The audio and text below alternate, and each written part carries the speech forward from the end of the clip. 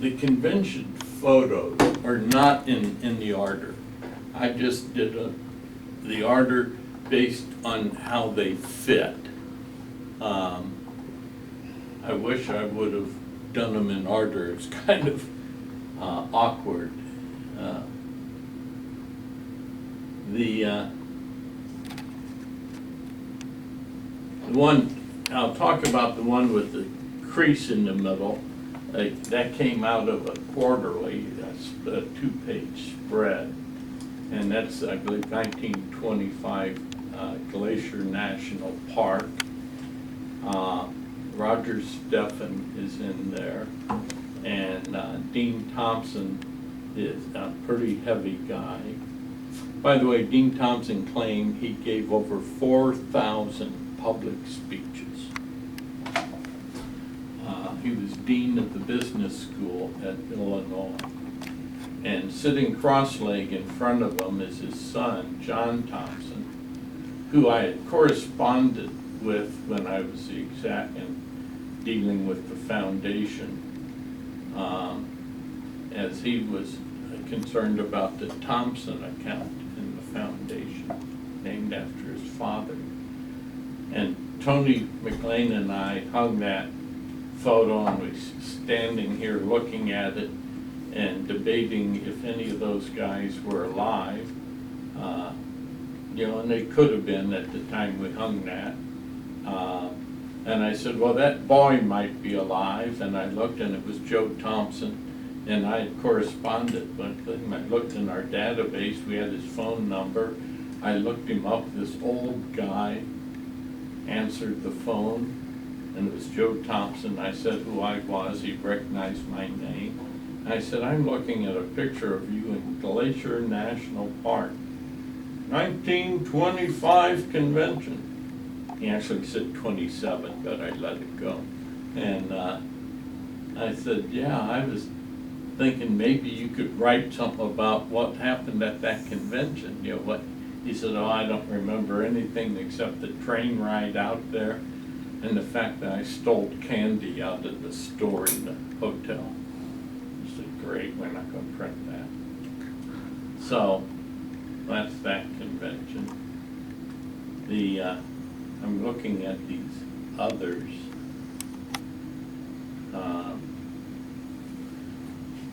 That photo right there is George's last convention, George Aubert, the khaki pants in the front, seated.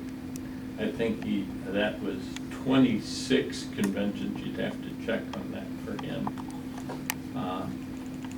I always used to do the opening of a convention. If everyone please rise. If it's your first convention, please be seated. And most of the room sits, and the second sit, and so on. And in the old days, they got down to George Aubert and Marsh White, and they'd go and stand next to each other. And I knew exactly that they both had attended the 1929 convention, which is behind you.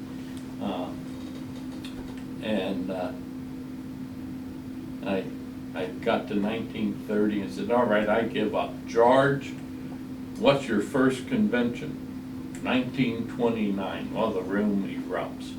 And then I said, have you missed any? He said, I missed a few. I said, Marsh, what's your first convention? 1929. Have you missed any? No. Well, they went nuts on that.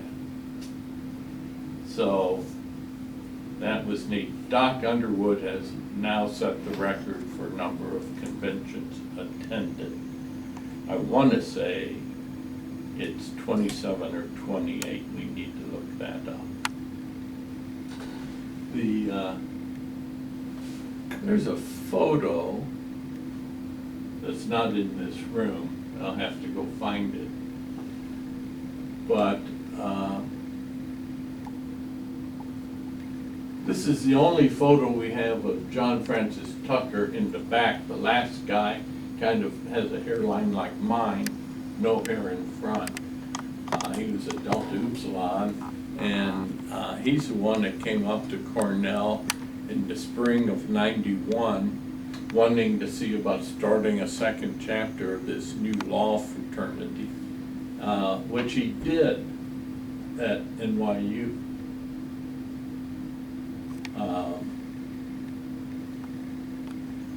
I think who else is in that photo?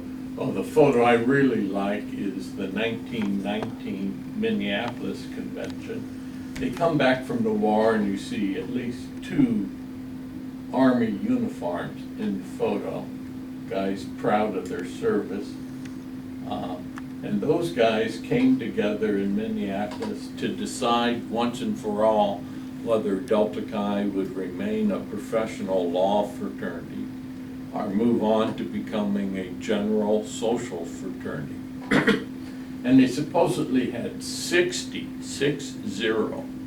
roll call votes to try and make a decision to either remain law or go general. And all the motions failed. And the reason they failed is it takes a supermajority to change the Constitution, and they were 50-50. So they couldn't get to a 2/3 or 3/4, I forget which. And they couldn't change Delta Chi law. So they came up with what Roger Stephan referred to as weak-kneed compromises. That's in the quarterly. Let's see, Roger, where are you? There's Roger with the glasses. He said, if your father had been a Delta Chi, you could be a Delta Chi. If you said you were planning to become a lawyer, you could be a Delta Chi. He said, well, why, Delta Chi is a humbug. I'm using his words. We haven't really been a law fraternity for some years now. Several of our chapters have started initiating non-lawyers and law students. And so he said, I decided to lift my piping voice to make Delta Chi an honest woman. So he used the quarterly, which, as I said earlier, John J. Kuhn really resented, as did all the pro-law guys. They wrote scathing letters to him, and he wrote nice letters back, and then he printed the exchange in the quarterly. Then they got real mad about that. And right after that, Cornell alumni, the pro-law guys, gave the house to the university. To be honor a dorm for law students at Cornell. Then we had to buy it back, or help the local alumni buy it back. So, whatever. The 1902 convention, can you shoot from there?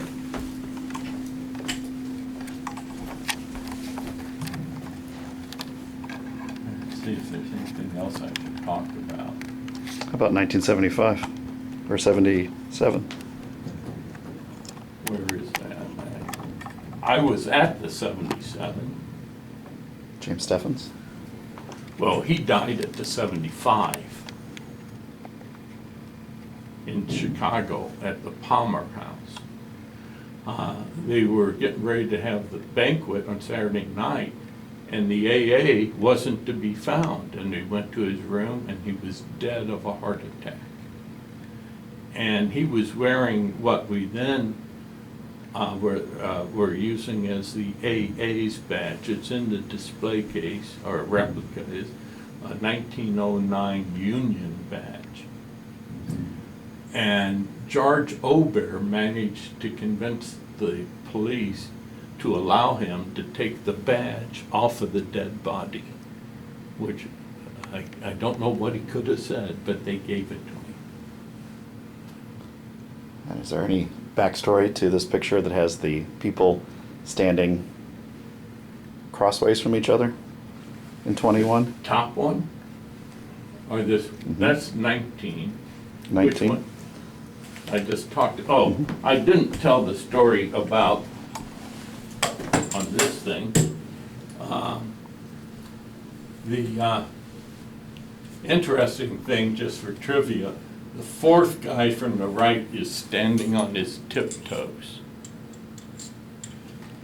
And another thing that's interesting, we have the scrapbooks, 3 of them, I think, thick. It must be 6 inches each. You know, letter size are bigger and 6 inches thick.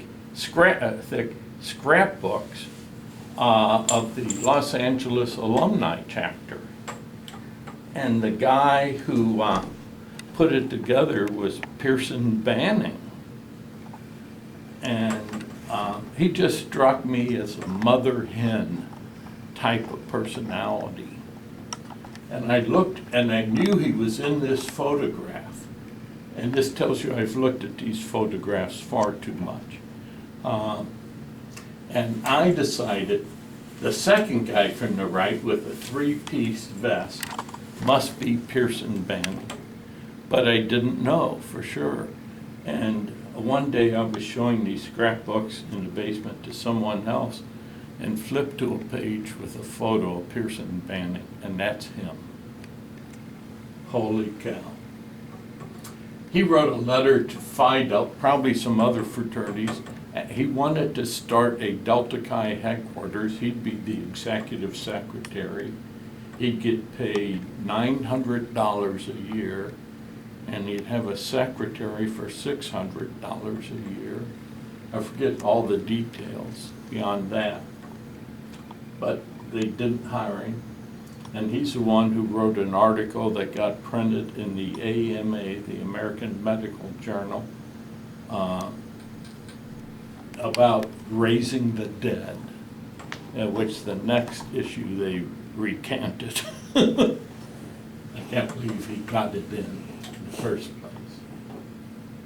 But, as I said before, standing in the middle in the bow tie is Billy Bride. The Great Compromiser was his nickname, his tagline.